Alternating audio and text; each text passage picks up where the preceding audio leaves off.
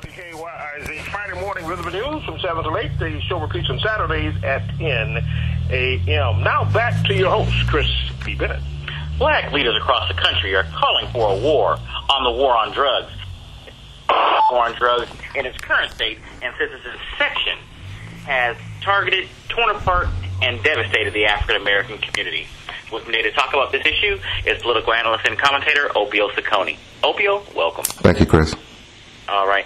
Opio, the war on drugs began 40 years ago under the Nixon administration and was supposed to target the illegal importation and street-level demand for illegal drugs. And yet, as we look at the statistics, we see that the government appears to concentrate its efforts on street-level drug trafficking in minority areas and are not having a sustained effort to keep drugs out of the country.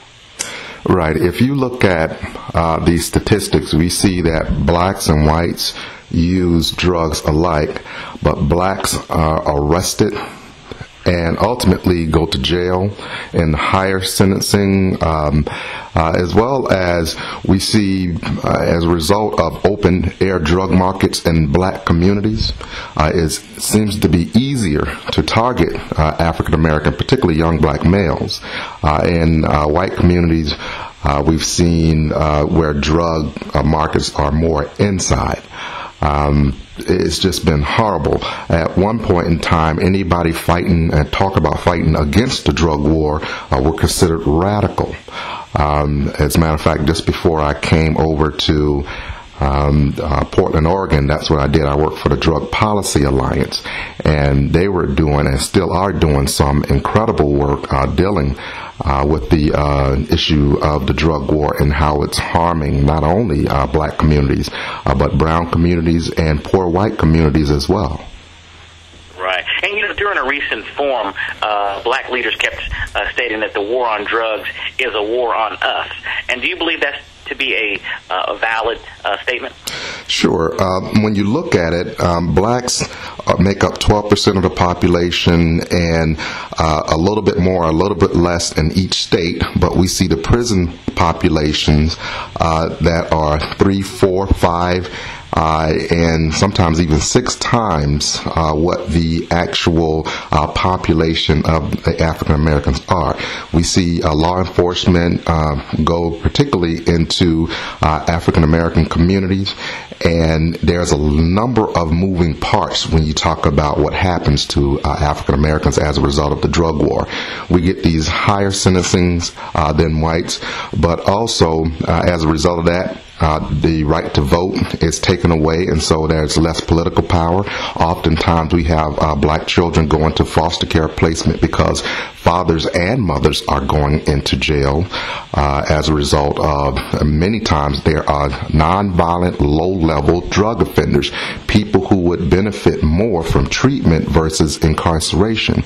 And I think we're seeing somewhere in the range of costing $50,000 to $60,000 per year to house people.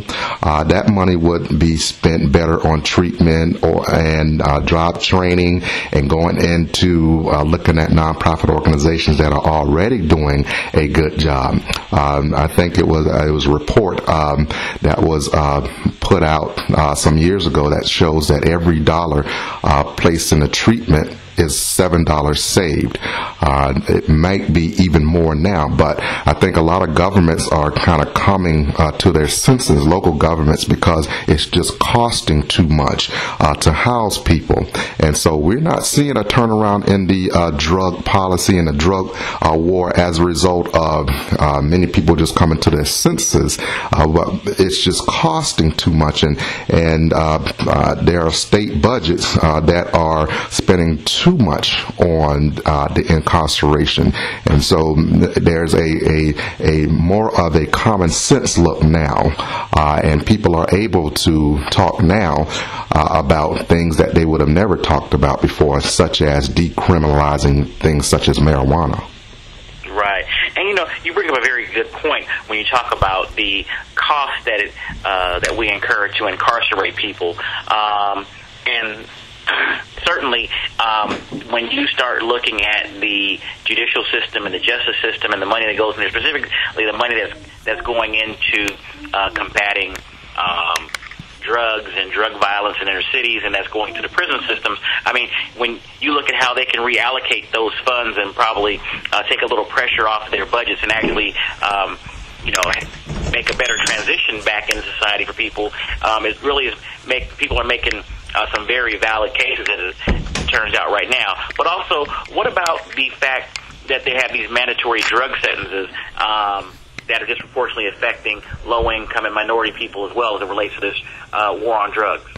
Right. I remember one time we were on the show and we had Nikita Taifa. I think she was one of the first people that spoke in front of the Congress dealing with that issue, and that was maybe 20 years ago, how the powder versus crack cocaine disparity, you can have 5 grams of cocaine, crack cocaine, and you'll get a 5-year mandatory minimum, and if you had 500 grams of powder cocaine, which is, still cocaine, you can get about the same amount, if not less. And we've seen powder cocaine mostly used by wealthy or whites, and we see crack cocaine used by poor or black and brown and whites. But again, blacks are the ones that are going to jail in the highest numbers.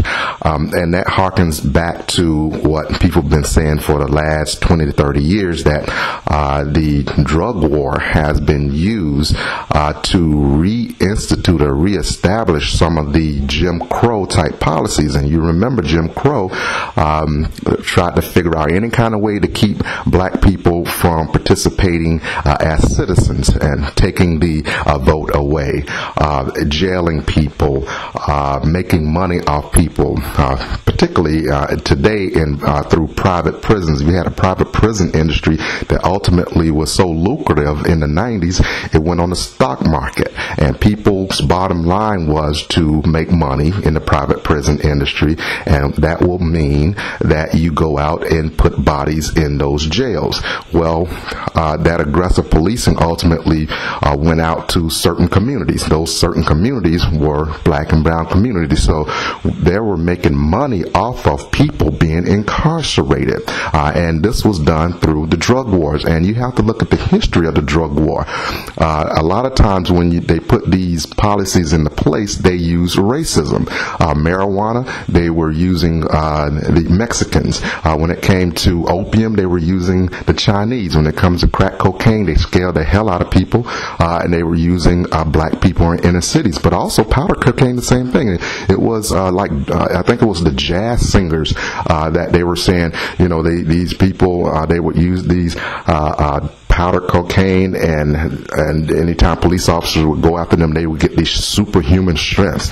But also, if you looked at the alcohol, racism was used to make alcohol illegal because, it was during the speakeasy days of the 20s, and we're talking about blues and jazz, and they were saying our white women are going to be going into these speakeasy where these black jazz and blues singers are singing, and they're going to be taking over our white women. And ultimately they passed laws. This is the history of the drug war, where they would take African Americans and other people of color, and they would scare the hell out of the U.S. population by saying what they're going to do to whites, and particularly white women. And so these laws get passed, and it's hard to reinstitute these laws or take these laws back, because politicians don't want to look like they're weak on drugs. Well, today you look like you're really dumb on economics if you're supporting anything that's going to increase the budget. And again, it is a criminal justice system that's increasing the budget of many states. Right. And Opio, the numbers speak for themselves. I mean, first of all, we've long heard activists in our communities all across this country talk about the fact that, number one, African Americans are not the manufacturers of these drugs. We're not the importers of these drugs. We're not the ones who are making the big, huge dollars off of the drug game. And yet, when you look at the statistics and who they're cracking down on, and you kind of alluded to this earlier, African Americans represent 62% of drug offenders sent to state prisons, and black men are sent to federal prisons on drug charges at a rate of 57 times greater than that of white males. when we look at these numbers, what are some of the things that we need to and have been looking at, but really need to see addressed from a political standpoint to really help curb these trends, and that we need to push out there and say, if you really want to get serious about this war on drugs, quote unquote, then you need to go after these high-level people who are actually the suppliers and the mainline distributors. Right. Supply versus demand. You're going after the supplier versus the demand or the users. I think you're right, and those conversations are and have been out there for a long time, I think. But what we have to do is realize that something happened back in the particularly the 80s, when black people began speaking out. Regular black people in our communities began saying, hey, this crack cocaine epidemic has hit us hard, but what we're seeing is African Americans going into jail in these high numbers. Well, black politicians were the ones that were out there calling black people that were saying these things activists. They were calling us radical. They were calling those people radical. And I can name some of the people that are on board now that were not on board in the 80s that were saying these things. Kurt Smoke was one of the ones. He was a mayor, and he began saying some of the things that they thought was radical about such things as decriminalizing certain drugs and treatment versus incarceration. He was called at one time one of the most dangerous black men in America as a result of saying those things. He's not called that today. As a matter of fact, he's a dean of Howard Law School at this point, and he's worked with, I met him as a result of, I think he was on the board of Drug Policy Alliance, and I encourage everybody to go to drugpolicy.org to get real information, and that's what we need. They had a campaign back when I was working there that called Just Say No. But that no was K-N-O-W. We have to know about these issues, because what we saw back when the average person was out there saying, hey, law enforcement are doing some incredible and crazy things in our community. They are decimating our community. They are creating a madness where black men are going to jail in these high numbers, and they're coming out worse off than they went in. And we're talking about nonviolent, low-level drug offenders going to jail for 5 years, coming back. And because of what all that prison life offers, they're worse off, and they're going into the community and they're cohabiting, and and then they're going back to jail because they're targeted again and making the community very transient.